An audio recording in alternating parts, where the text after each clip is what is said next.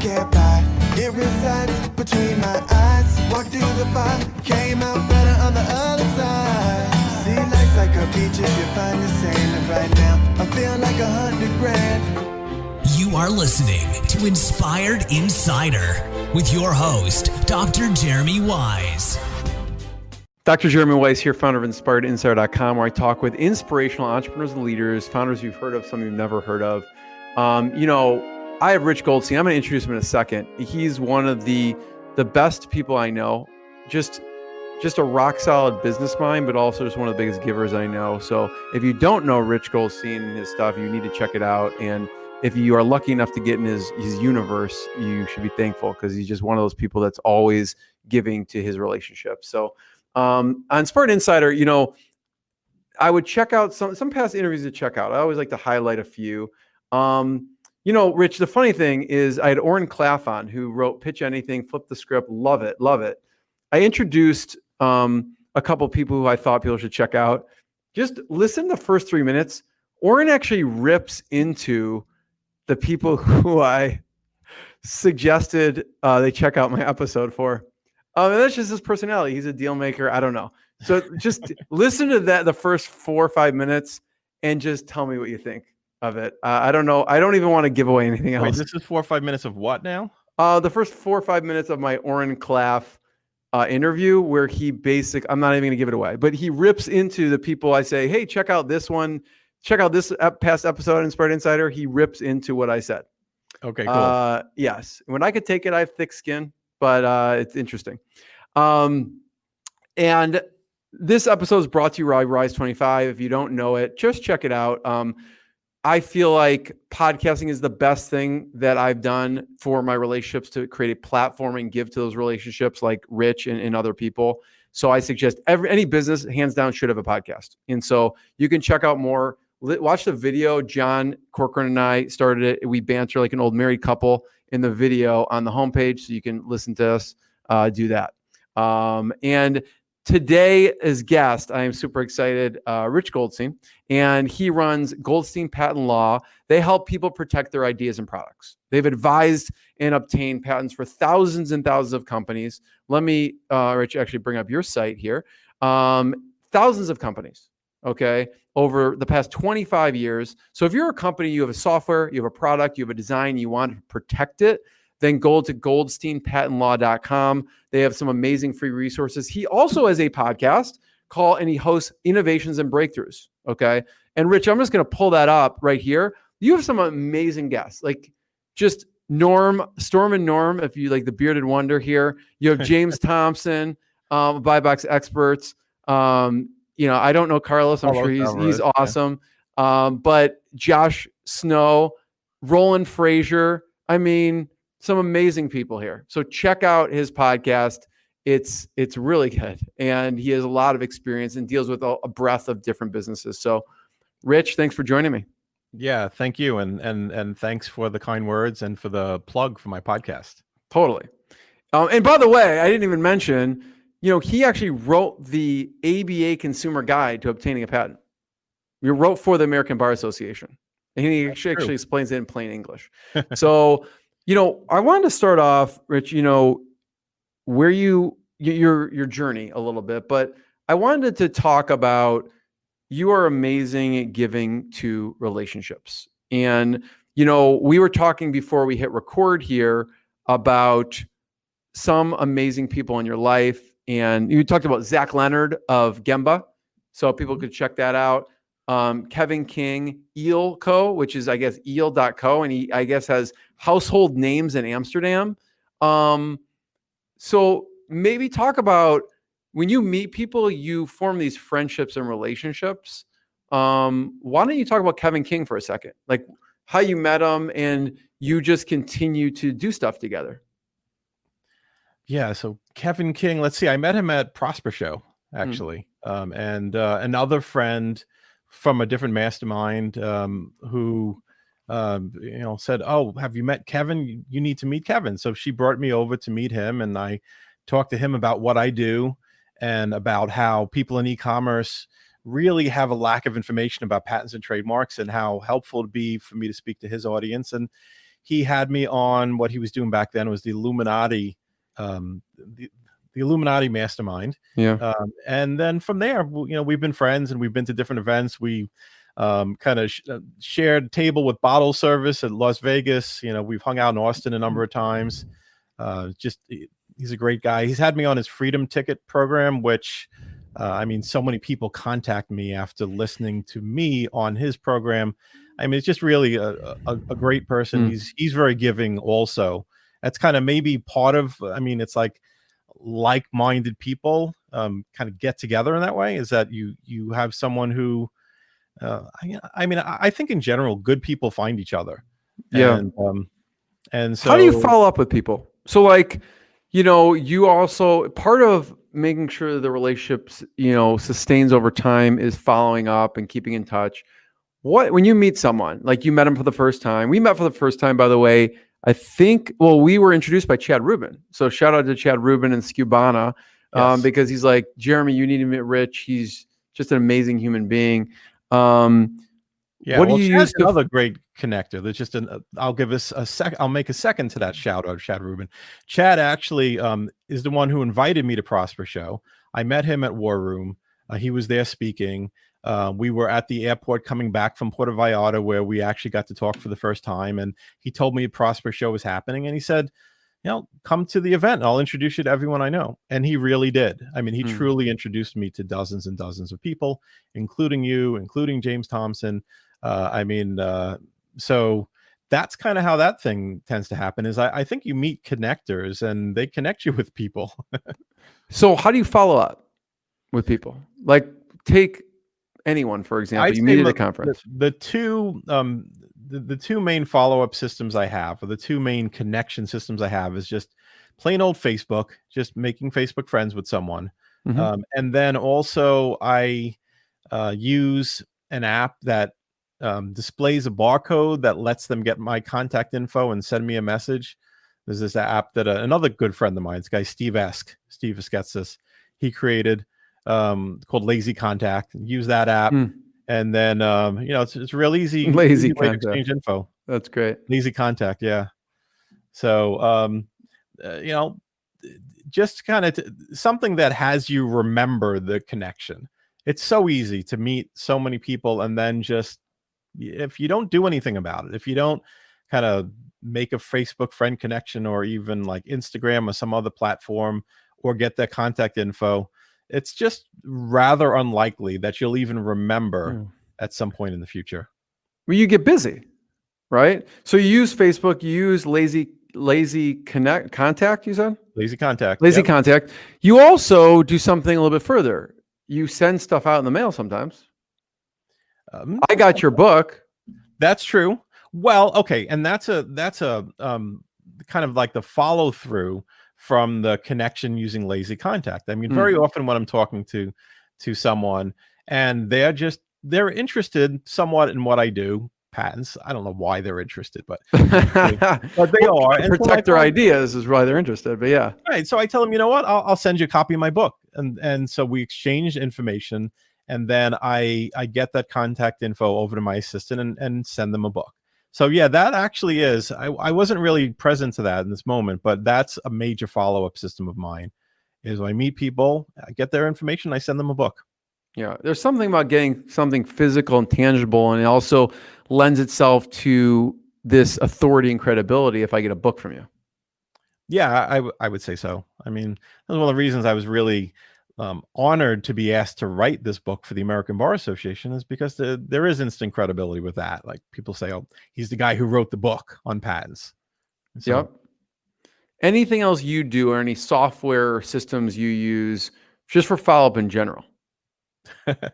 it's funny because what immediately comes to mind is like I'm so ADD that like I create systems and then I forget about them.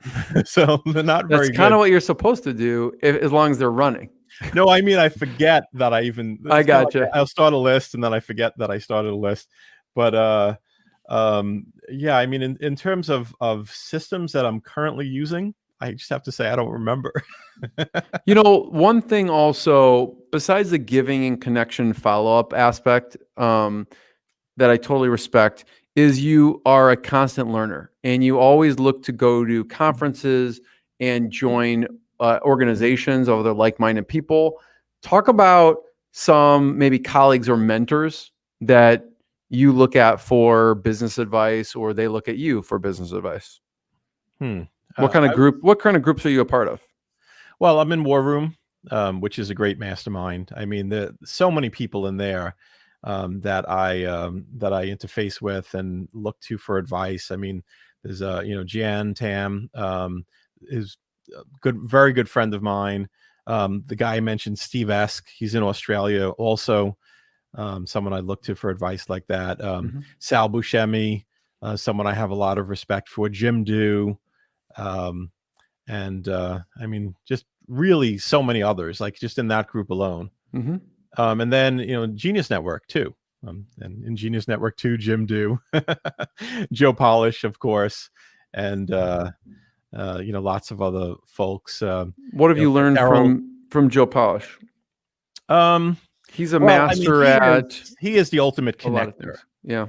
So even though his thing is marketing, I would say just observing the ease at which he connects. And I think one of his superpowers is just remembering people and remembering even where he left off with people. I mean, after a long period of time and a short conversation, he's just really great at just jumping right back in. So how'd you get into this whole world of protecting people's ideas and products? What's the craziest thing you protected? It depends on how you define crazy, right? There's so many interesting different things. I would say probably the most unusual thing I protected from the standpoint of how are you going to monetize that is this couple in Los Angeles came to me a long time ago looking to patent a new way of tying shoelaces that it doesn't come untied. It's basically a new sequence of knots. Called like a double knot. No, I'm just kidding. It's hard to remember. It's probably been about 20 years at this point, but it was a series of knots that still relatively simple, but it doesn't come undone in the same way that when you tie a regular bow on your shoelaces. So they wanted to patent that. I said, okay, but now once we patent it, how are you going to make money from that? They didn't seem to really care. They thought it would be interesting. It's a fair question. They're like, Rich, I'm not paying you to figure that out. Just get me the patent. Right. But I mean, you're looking out for people's wallets also. I do. Yeah. And I want people to go into the process knowing what they're getting, knowing what the risks are, knowing what the upside is for them. Like in this case, like how are you going to monetize it? Is there a potential upside? And, but the value that people are seeking when they're seeking a patent isn't necessarily what you expect. It's like you think like you make an assumption like, okay, someone's doing a patent because they want to make a lot of money. It's like sometimes I'd say it's typically an experience that they're seeking. It's maybe the experience of having something that they created out there and famous, right? Maybe it's the experience of having made a difference with lots of people. Maybe it's the experience of just having done it. So it's usually an experience that they're seeking. And I can get behind that. I mean, it's like it doesn't have to be about them making money that's commensurate with the money they spend on the process. As long as that experience they're seeking has that value for them. Right. So let's talk about a couple of use cases, right? So you do patents and trademarks, and one of the ways there's e-commerce people that seek this out. There's SaaS companies, product companies. What's a lucrative way you've seen someone use a patent or trademark? Well, I mean, probably the most lucrative ways is to license it. Is to have basically a deal set up where someone is manufacturing the product and paying a royalty to you. Yeah. And what are the best examples of that you've seen? I remember. Go ahead. So Carlos Alvarez, who is you weren't sure of when we passed over the podcast, he'll tell a story about how he had a product that he was selling. He's a very successful e-com guy. He had a product he was selling that ultimately he licensed. and he makes more from the licensing than he ever did from actually selling the products. That's So amazing. yeah, I mean, so there's an example, and it's a pretty common model, licensing, and probably one of the most sought after relationships of people that have ideas, where they are looking for someone who's going to take it on and get it out there and then pay them a royalty. It's not always easy to find someone like that. Actually, it's quite difficult often to find a licensing relationship, finding that person who values what you have, and also is in a position to make it happen, like those two things. But yeah, that's who do you consider experts in licensing? So that I remember, I had the founder of Big League Chew on, and he basically, I don't know if you consider what he did, licensed it, but he basically, I think he just licensed it. They sold it, but he gets a royalty. So it was really interesting to hear how he created it, but then he doesn't do any of the manufacturing or anything like that. It's just he handed it, and now he just gets a piece of every thing of Big League Chew sold. Who do you consider expert at licensing? I'd say Paul Miller. Do you know Paul Miller? I was going to mention him. Yep. Okay. We know so many of the same people, but yeah, I would say Paul is the guy that I respect the most in terms of what he's accomplished with licensing. And there he is with Cozy Phones, and he's worked licensing in the other direction, where he has licensed famous characters, as you can see on the website, there, like Sesame Street and Nickelodeon characters. And so he's gotten permission to use them on his product, made some money for those companies, but in turn sold quite a number of products. Yep. I have another guest for your podcast, actually, Rich.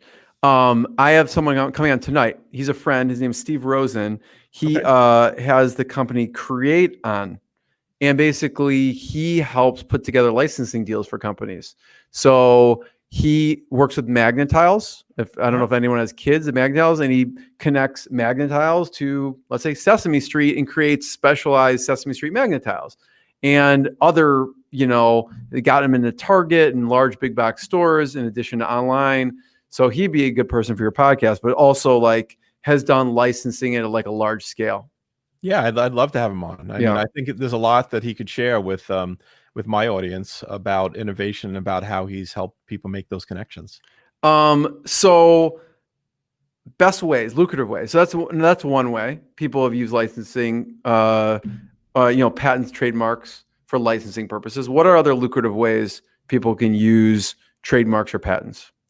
Well, I'd say the other major one is if you're in the business and selling products, then you use the patent to create your market share, maintain your market share, and basically prevent competition. So essentially, you're preventing other people from making a product like that, and that kind of helps you cement your position in the market. When you've patented some aspect of the product that the consumer is calling for, so that they want the product with your feature, they don't want it if it doesn't have that feature, you're effectively preventing people from competing with you, because it builds a moat around your product or company. Yeah, exactly. I mean, people can sell competitive products, but not with the thing that consumers are asking for. Then you've got a great patent. Then you've got something which is making your company a lot of money. Yeah, I mean, if you I love watching Shark Tank, and that's a question they ask is is this defensible? Is this protectable? Is this unique? And the people who come in with patents or trade, they have that. It's definitely added value. Yeah, absolutely. I mean, it's one of the first questions that they ask is do you have a patent? Because it's it really cements whether they own the idea or not. And if you don't own IP, then they're just investing in you, your know-how, your kind kind of like the sales that you've been able to achieve, and possibly if they inject some cash in, they could achieve more sales or grow your business. But if you own the IP, there's lots of other opportunities. It's not just about what you've created. It's about what other people that they could work a deal with could create with the IP that you own. So we'll talk about e-commerce, SaaS. What's another category we should talk about in this patent and trademark world? Any others? Yeah, let's see. So e-com, I mean, generally people that have products. Yeah. So what's an e-com example of how people have used? Well, e-com, and if you're thinking in particular of Amazon sellers, often having the patent can be the thing that you use to clear the clear the deck in terms of other people that are selling competitive products. You have even a design patent, which is for the look of a product only. But you have a design patent for a product. You see a competitor selling a product that looks like yours. You make an IP complaint to Amazon and they shut them down. So that's a great use of a patent. And Amazon tends to defer to the IP owners. And so between you and your competitor, it's way better if you're the one holding the patent.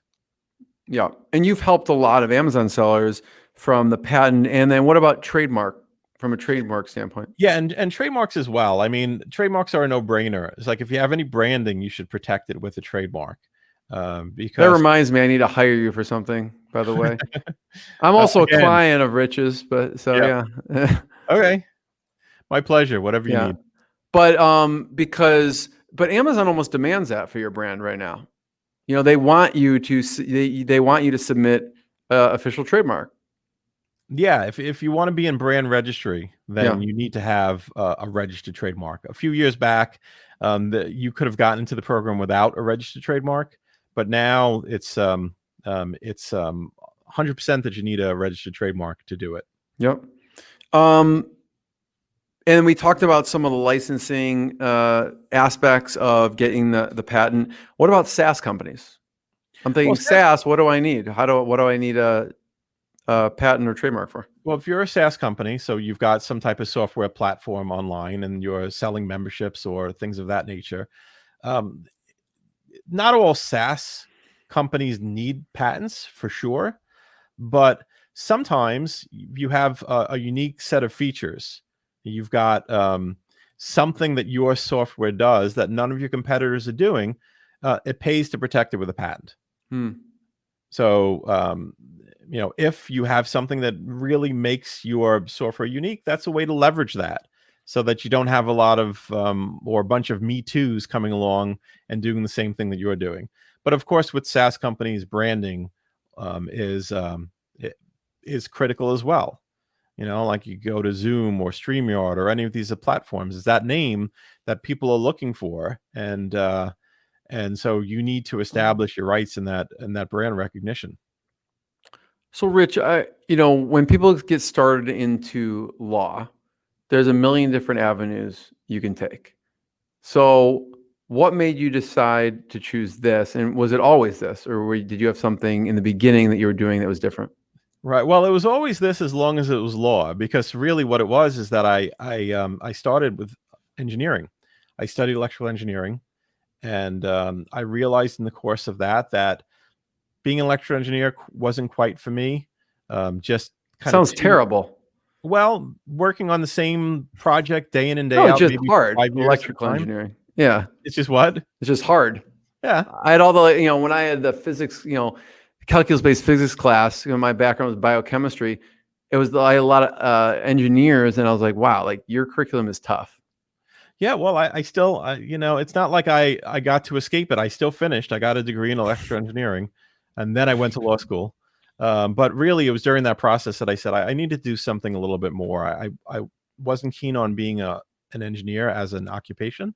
And so I went to law school with the intention of becoming a patent lawyer, because in order to do patent law, you need to have an engineering or science background, which is kind of fun, because when I'm in law school and everyone was talking about what type of fields, I'm going to go into criminal law, I'm going to go to corporate law, and I told them about patent law.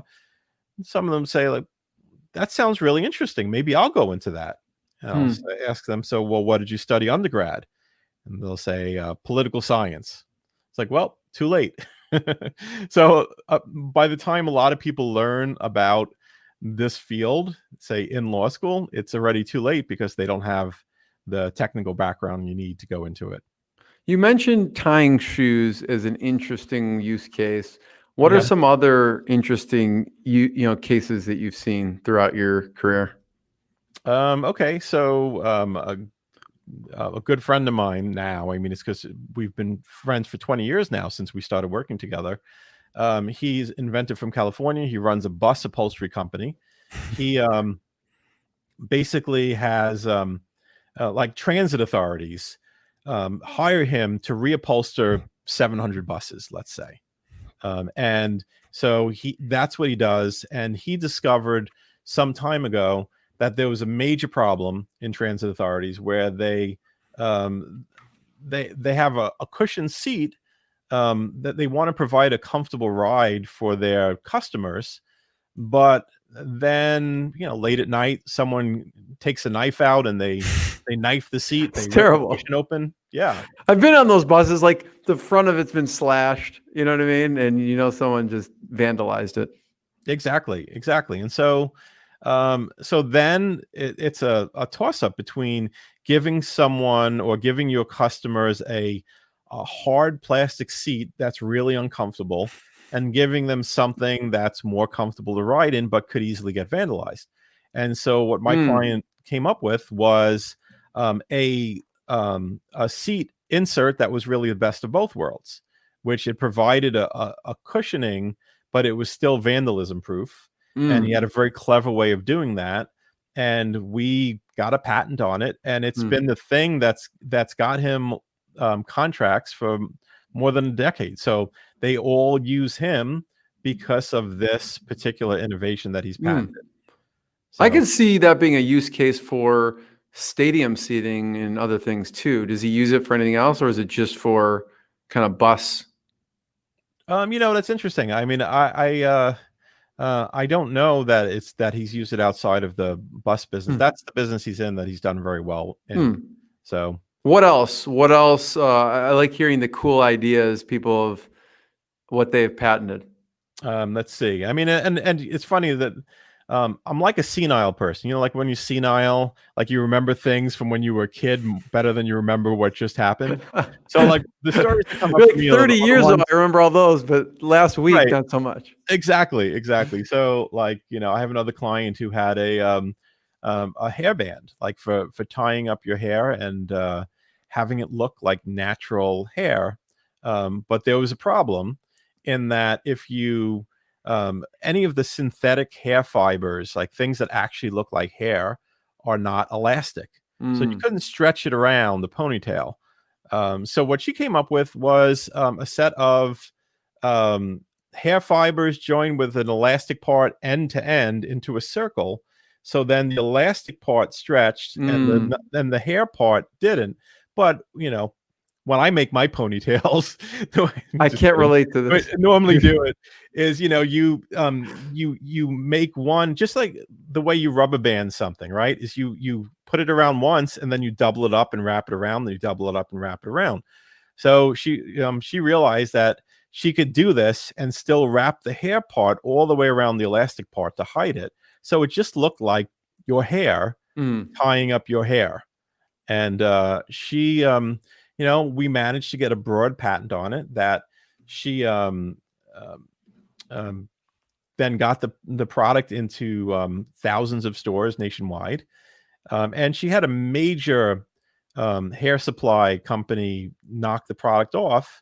And, she sued them for infringement and she won. And the other patent attorneys said that we can't break this patent. Yeah. So that was rather successful. That's awesome. I'm curious because you've seen so many different ideas come through your what have you seen lately, or what have you thought about? You just saw something and you thought, wow, that's a really good idea. It could be patented already or whatever it is, but what are some just good ideas you've seen, maybe from a software or from a product standpoint? Because you could look through this different lens than most people. Right. What do you consider some like really cool, innovative things, either now or lately, that you've seen? Oh wow, you're putting me on the spot.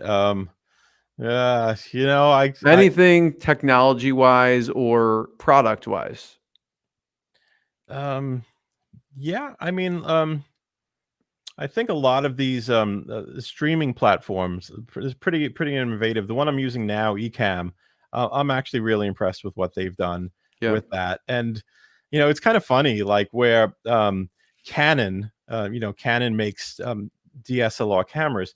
They came up with an announcement about a month or two ago, like, "Hey, everybody, we've just had a breakthrough where you can stream from your still camera. You could set it up. Usually they have a great lens, and so there's great imaging.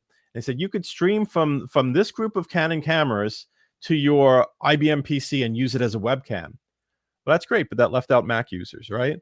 And it left out a whole bunch of cameras, including mine, the Canon 6D, wasn't on their list. I was like, oh, that's great. Would have been really cool.